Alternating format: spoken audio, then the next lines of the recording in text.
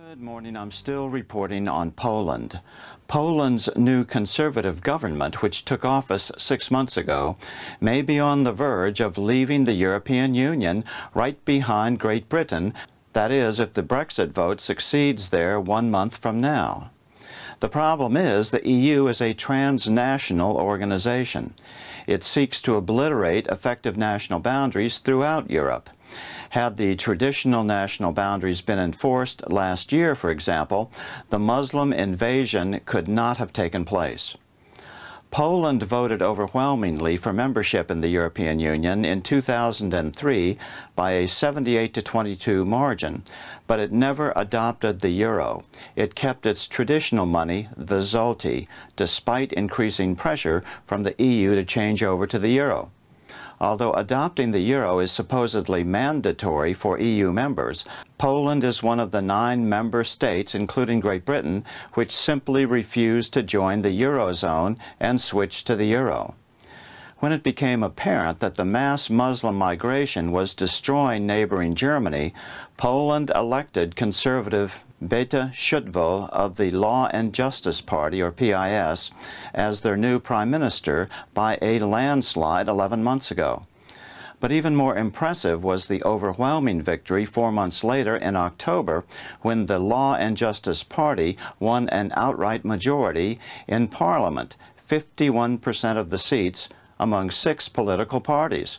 It was the first time any party had won an outright majority in the nation's parliament since Poland cast off communist rule. The result was a huge defeat for the EU.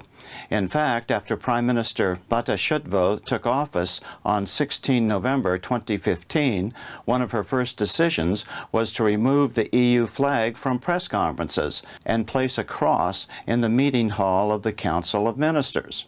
Now, Szydło's party is attempting to reduce the existing pro-EU influences within her government, and the EU is doing everything to stop her. In addition, the Polish government has refused to take in an additional 7,000 Muslim refugees the EU has demanded. Also, the new government imposed higher taxes on banks and insisted that home mortgages be denominated only in Polish money, thereby bringing substantial savings for the average Polish homeowner. Now the stage is set to explain the latest criticism against both the new Polish government and their allies in Hungary. Former President Bill Clinton, speaking in New Jersey in support of Hillary Clinton's presidential campaign, said that Hungary and Poland have now decided this democracy is too much trouble. Sorry, Bill, but elections have consequences, and the Polish people have spoken like never before. But it gets worse. Clinton even tried to brand the new Polish government in this way. They want Russian President Vladimir Putin-like leadership. Just give me an authoritarian dictatorship and keep the foreigners out. And this is the man Hillary said would be in charge of the U.S. economy should she win the presidency? Politicians in both Poland and Hungary responded with anger. Polish PM Szydło demanded an apology, and another of Poland's leading conservative figures said Clinton needed to have his head examined if he thought democracy was not alive and well in Poland.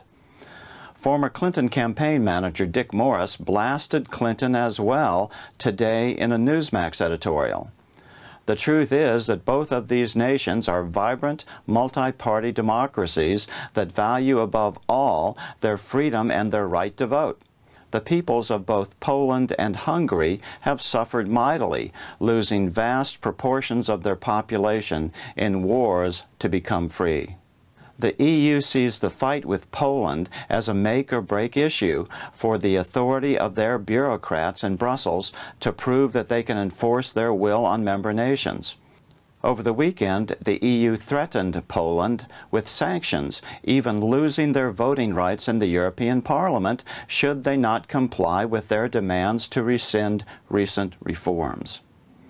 Hungarian Prime Minister Viktor Orbán said on Friday that the EU will never win this fight with Poland.